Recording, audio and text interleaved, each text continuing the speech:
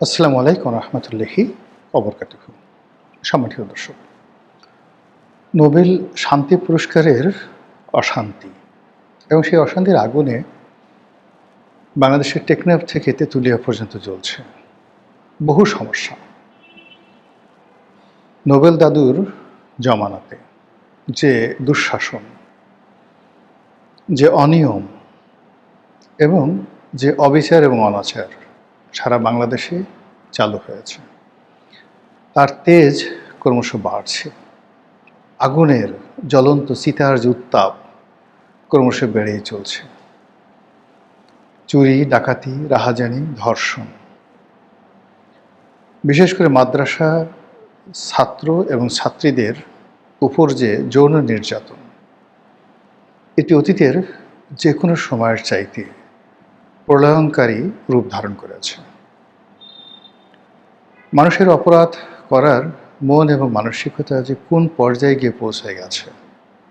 অতি সম্প্রতি গাজীপুরের যে কাপাসিয়া, সেখানে স্বামীর হাতে তার সন্তান, সন্ততি, স্ত্রী এবং আরও একজন স্ত্রীর আত্মীয়, মোট ৫ জন যেভাবে খুন হয়েছে, তারপর খুনি যেভাবে স্বীকারোক্তি দিয়েছে, অবস্থাদৃষ্টে মনে হয় আমাদের যে অপরাধ করার মন মানসিকতা, এগুলোর একটা বিবর্তন হয়ে গেছে, যেটি এই বাংলাদেশে কখনো ছিল না।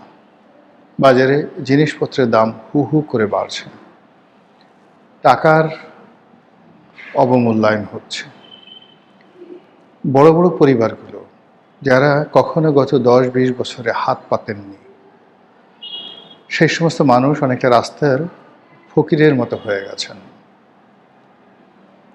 এই আমি যখন ভিডিও করছি তার কিছুক্ষণ আগে আমার এক বন্ধু, বাংলাদেশের বেশ সিনিয়র একজন আইনজীবী, আজ থেকে ২০ বছর আগে সে ৪,৫০০ স্কোয়ার ফিটের একটি সেই অ্যাপার্টমেন্ট গুলশানের মতো জায়গাতে সে কিনে সেখানে বসবাস করছিল। সে যখন গাড়ি কিনেছে তখন থেকে সবসময় তার ২ থেকে ৩টে গাড়ি থাকে, অত্যন্ত সিনিয়র অ্যাডভোকেট। এই সময়টাতে তার সংসার চলছে না। তার এই যে একটা পুরনো অ্যাপার্টমেন্ট কেনার জন্য, মানে তার এই বর্তমান অ্যাপার্টমেন্ট যেটি আছে এটি বিক্রি করে সে কম মূল্যের একটি অ্যাপার্টমেন্ট কেনার জন্য একটি কোম্পানিকে টাকা দিয়েছে উত্তরাতে, গুলশান ছেড়ে সে উত্তরাতে যাবে। তো পরবর্তীতে সেই কোম্পানির সেই অ্যাপার্টমেন্টটা আর তার কেনা হয়নি, কিন্তু ওই যে ২০ লাখ টাকা যে অ্যাডভান্স দেওয়া হয়েছে, এখন সেই যে কোম্পানি, বড় কোম্পানি, তারাও ২০ লাখ টাকা ফেরত দিতে পারছে না। আর সেই যে ভদ্রলোক, সে তার নিজের অ্যাপার্টমেন্ট যেটা বিক্রি করতে চেয়েছিল সেটাও বিক্রি করতে পারছে না। তার স্ত্রী চাকরি করতেন, সেখান থেকে প্রভিডেন্ট ফান্ডের টাকা নিয়ে সে এই ২০ লাখ টাকা দিয়েছিল। এখন ওই কোম্পানি ২০ লাখ টাকা তাকে ফেরত দিচ্ছে না। ফলে এই কুরবানির সামনে, কুরবানি করবে, অফিসের স্টাফদের বেতন দেবে, সংসার চালাবে, একেবারে অসম্ভব হয়ে পড়েছে। একটি ভদ্রলোকের যদি কান্না করার সুযোগ থাকতো তাহলে তিনি এই অর্থনৈতিক দুরবস্থার কারণে চিৎকার করে কাঁদতেন। আমাদের দেশের কিশোর অপরাধ কোন পর্যায়ে চলে গেছে যদি বুঝতে চান, একটু বাংলাদেশে যে অপরাধ প্রবণ যে এলাকাগুলো রয়েছে, জেলাগুলো রয়েছে, সেখানে যান। ময়মনসিংহের গফরগাঁয়ে যান, সায়দাবাদ, নারায়ণগঞ্জ, ফেনী সদর, কক্সবাজার, চট্টগ্রামের রাউজান, ফটিকছড়ি, এরপর ঢাকা শহরের মোহাম্মদপুর, টঙ্গী, গাজীপুর, তারপর সাইনবোর্ড, এরপর সায়দাবাদ, যাত্রাবাড়ি, এই এলাকাগুলোতে গিয়ে যারা বসবাস করে শান্তিপ্রিয় মানুষ, তাদের বুকের মধ্যে ডাক্তার যে যন্ত্রটা ধরে, স্টেথোস্কোপ, ওটা একটু ধরে দেখেন যে ওই হৃদয়ের মধ্যে কিভাবে অভাব, হাহাকার, নিরাপত্তাহীনতা, এলাকার সন্ত্রাসের যে বিস্তার কিভাবে ঘটেছে। আর যদি এই পাড়া মহল্লার সিসকে সন্ত্রাসীদেরকে বাদ দিয়ে আপনি যদি গডফাদারদের খোঁজখবর রাখতে চান, আন্ডারওয়ার্ল্ডের ডন, তাহলে আপনি কলাবাগান যান, নিউ মার্কেট, মুরগিপট্টি, ধানমন্ডি, এরপর জিগাতলা, গাবতলী, কারণ বাজার পার হয়ে হাতির ঝিল আসুন, হাতির ঝিল, তেজগাঁ, এই যে বিস্তীর্ণ এলাকা গিয়ে দেখুন তো সেখানে কারা কারা অপরাধ জগৎ নিয়ন্ত্রণ করছে। পুলিশ প্রশ্নেই আসে না। পুলিশের একজন সহকারী কমিশনার, খুব সম্প্রতি তিনি অনেকটা ভাইরাল হয়েছেন, তো তিনি বললেন যে অপরাধ, তার এই কথার জন্য ভাইরাল হয়েছেন, তিনি বলেছেন যে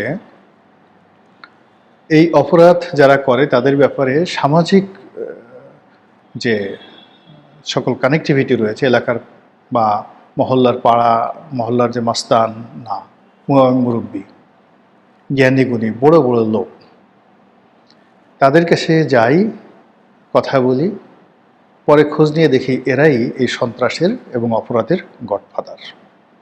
এটা হলো রিয়ালিটি। আচ্ছা বলেন তো, আজ থেকে 18 মাস আগে, আজ থেকে 2 বছর আগে এই ধরনের কথাবার্তা কি আমরা কখনো শুনেছি? সারা বাংলাদেশে হামের আতঙ্কে সবাই থরথর করে কাঁপছে।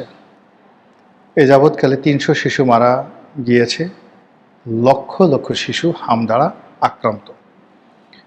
যে সকল হাসপাতালে ধরুন 50 জনের ধারণ ক্ষমতা, সেখানে অন্যান্য রোগী বাদ মোর দ্যান 200-300 শুধুমাত্র হামের রোগী সেখানে ভর্তি হয়েছে, এবং এটি খুব দ্রুত বিস্তার লাভ করছে। এত দ্রুত বিস্তার লাভ করছে এটা বলার মতো নয়। যারা সঙ্গতিপূর্ণ পরিবার, যাদের পরিবারে নবজাতক আসবে, তাদের সবার মধ্যে এই হাম নিয়ে আতঙ্ক দেখা দিয়েছে।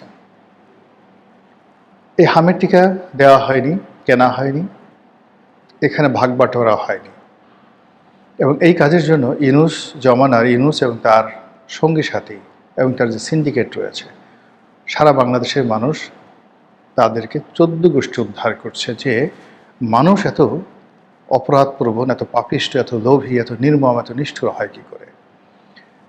নবজাতক শিশুদের হামের টিকা, এর থেকে ব্যবসা করতে হবে?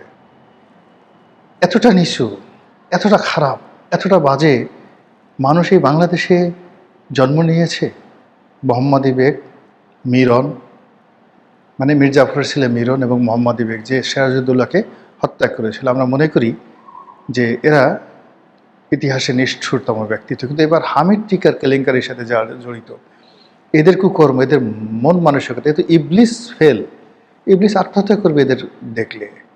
মিরন, মোহাম্মদী বেগকে যদি বলা হয় এরকম অপরাধ, 300 শিশুকে মেরে ফেলা হয়েছে, সঙ্গে সঙ্গে মিরন আত্মহত্যা করবে, মোহাম্মদী বেগ আত্মহত্যা করবে, এমনকি সীমার যে ইমাম হুসেন রাদিয়াল্লাহু তাআলা আনহুর গলায় ছুরি চালিয়েছিল, সেই সীমার বিষ খেয়ে মরবে, গলায় দড়ি দিয়ে মরবে, যে আমার চেয়েও নিষ্ঠুর মানুষ পৃথিবীতে আছে। এবং এই বাংলায়, যে বাংলার শস্য শ্যামল প্রকৃতি, যে বাংলার কাদামাটি, যে বাংলার নরম প্রকৃতি, যে বাংলার মানে আতিথেয়তা, এই বাংলা এরকম কুলাঙ্গার জন্ম নিয়েছে যারা সেই 300 শিশুকে মেরে ফেলল। আমরা আইএমএ জাহিলিয়াতের কথা বলি, আরবে নারী শিশুদেরকে হত্যা করা হতো, জীবন্ত কবর দেওয়া হতো। আমি জানি না 300 শিশুকে তারা কখনো কবর দিয়েছে কিনা। যদি 300 শিশুকে কবর দিত, হয়তো আরবে নারী জাতি থাকতো না। তারা দিয়েছে 1 জন 2 জন 5 জন। কিন্তু এখন কি হচ্ছে? এরপরে প্রথম আলো রিপোর্ট করেছে শুধু হামের টিকা না, ভিটামিন এ, নবজাতক শিশুর জন্য অত্যন্ত গুরুত্বপূর্ণ একটি ওষুধ, এই ভিটামিন এ আমদানি করা হয়নি শান্তির দূতের আমলে। এই শান্তি আমাদের দরকার নেই। এই অশান্তির বীজ আমাদেরকে কত বছর শৃঙ্খলিত রাখবে? এই অশান্তি সে আমেরিকার সঙ্গে চুক্তি করেছে। শুধু নিজে চুক্তি করেনি, বাংলাদেশের বৃহত্তম 2টো রাজনৈতিক দল বিএনপি এবং জামাত তাদেরকে এই চুক্তির সাথে কৌশলে সম্পৃক্ত করে ফেলেছে। এমন একটা প্যাচের মধ্যে ফেলে দেওয়া হয়েছে বিএনপিকে এবং জামাতকে, তারা এই ব্যাপারে চিন্তা করার সময় পায়নি। ওই মুহূর্তে দ্য কনসিকুয়েন্স, দ্য সিচুয়েশন এমন একটা পরিস্থিতিতে নিয়ে যাওয়া হয়েছিল যে একটা শৃঙ্খলিত গোলামির জিনজির একটি জাতিকে পরিয়ে দেওয়ার জন্য, তার হাতে পায়ে বেড়ি পড়ানোর জন্য এই যে নোবেল নামক বা শান্তি নামক যে অশান্তি আমাদের এই দেশকে যা কিছু করেছে, কিয়ামত পর্যন্ত অভিসম্পাদ তাদের জন্য। যে ঝামেলার মধ্যে আমরা পড়ে গেছি, এই ঝামেলা থেকে সহজে বের হওয়া যাবে না। দিন যত যাবে একটার পর আরেকটা ঝামেলা আসতে থাকবে, আরেকটা নতুন বিপ্লব, আর একটা নতুন যুদ্ধ। আজ আমেরিকা দেখেন, সেই আমেরিকা 1930 সনের দিকে এই বদমাশ সেই সিন্ডিকেট, দ্য মার্কিন সিন্ডিকেটের কবলে পড়ে। সেখান থেকে আজ পর্যন্ত 1930 থেকে আজ পর্যন্ত বের হতে পারেনি। প্রথম মহাযুদ্ধের সময় ইউরোপে তারা থাবা বিস্তার করে, দ্বিতীয় মহাযুদ্ধের পর তারা সেখানে সৈন্য পাঠায় এবং সেই সৈন্য এখনো জার্মানিতে আছে, সেই সৈন্য এখন পুরো ইউরোপে আছে, তুরস্কে আছে, সব জায়গাতে আছে। উপসাগরীয় যুদ্ধের কথা বলে, সাদ্দামকে মারার কথা বলে পুরো মধ্যপ্রাচ্যে তারা যেভাবে শূন্য সমাবেশ করেছে, সৌদি আরব, কাতার, দুবাই থেকে শুরু করে সব দেশে, ইয়ামেন, এরপরে সিরিয়া, সব দেশে মার্কিন ঘাঁটি তারা নির্মাণ করেছে এবং ওই ঘাঁটির ক্ষয় খরচা থেকে শুরু করে যা কিছু রক্ত চুষে চুষে, আরবদের রক্ত চুষে চুষে তারা সেই জাতিকে শেষ করে দিচ্ছে। নিজেরা তেল বিক্রি করে, স্বর্ণ বিক্রি করে, মাটির নিচের মূল্যবান দ্রব্য সামগ্রী বিক্রি করে তারা নিয়ে যাচ্ছে, আর অন্যদিকে আরবদেরকে ভাতৃঘাতী সংঘর্ষে জড়িয়ে ওয়াশিংটনে বসে বসে তারা তুড়ি বাজাচ্ছে। একই সমস্যা আফগানিস্তান এবং পাকিস্তানের সাথে করেছে, একই সমস্যা পাকিস্তান এবং ভারতের সাথে করেছে, এবং বাংলাদেশকে কেন্দ্র করে ভারতের 7 সিস্টার, আমাদের পার্বত্য অঞ্চল এবং মায়ানমারের রোহিঙ্গা অঞ্চল, আরাকান, এই বিস্তীর্ণ অঞ্চলে অশান্তির সৃষ্টি করার জন্য শান্তির পায়রা তাদেরকে ছেড়ে দেওয়া হয়েছে আজ থেকে কত বছর আগে, 40 বছর আগে, 50 বছর আগে। কেউ কবি, কেউ সাহিত্যিক, কেউ সাংবাদিক, কেউ বুদ্ধিজীবী, কেউ অর্থনীতিবিদ, কিন্তু সবাই এই শান্তির পায়রার লেজ, পাখা, হাত, পা সব কিছু। আমাদের এই দেশকে, আমাদের এই মাতৃভূমিকে, আমাদের এই জাতিকে এরা অনেকটা ক্যান্সারের মতো শোষণ করছে। এদেশ এক একজনের বিশাল বিশাল পেট, মাথা ভরা টাক, শরীর ভরা চর্বি, ব্যাংক ভরা টাকা, ডলার, পাউন্ড, এই দেশে বসবাস করে এই দেশকে শোষণ করে এমন অত্যাচার নীলকররা করেনি, এমন অত্যাচার ইংরেজরা করেনি, যা এই মার্কিন দোসররা বাংলাদেশে বসে করছে। এবং সেই দোসরদের চূড়ান্ত যে নীল নকশা, সেই নীল নকশা গত 2 বছর ধরে ক্রমাগতভাবে আমাদের দেশকে যেভাবে ধ্বংসের অতলান্তে নিয়ে গেছে, একমাত্র স্বয়ং আল্লাহর সাহায্য ছাড়া আমরা এর থেকে বের হতে পারবো না। আল্লাহর সাহায্য চাই, আপনাদের দোয়া চাই। আসসালামু আলাইকুম ওয়া রাহমাতুল্লাহি ওয়া বারাকাতুহু।